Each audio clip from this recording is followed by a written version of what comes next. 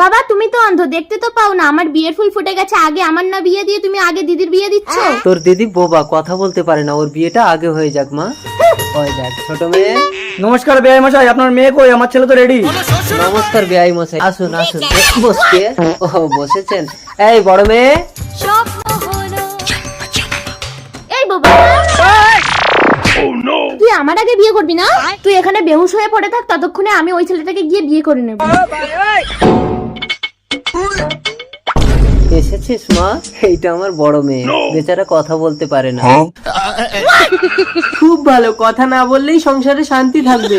নে ভোলা সিঁদুরটা তুলে দে। আপনার আঙ্গুলটা কি সত্যি পচে যাবে?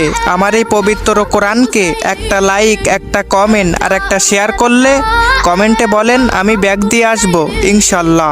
দাও দাও। দাঁড়াও, আমি বড়, আগে আমার বিয়ে হবে। বাবা এটা তো বেশি ভালো। বড় মেয়ে, মা তুই কথা বলছিস কি করে? না বাবা, হাতে ঘা দিলে কেউ কখনো চুপ করে থাকে না। এই নাও নাও, সিঁদুরটা তুলে দাও। না, আমি তোমার দিদিকে বিয়ে করব। দাঁড়া বোন, তুই আমার মাথায় আঘাত করে মুখে কথা বলার শক্তি এনে দিয়েছিস, এই অনেক। তুই এই ছেলেকে বিয়ে কর, আমি সারা জীবন আমার অন্ধ বাবাকে সেবা করব।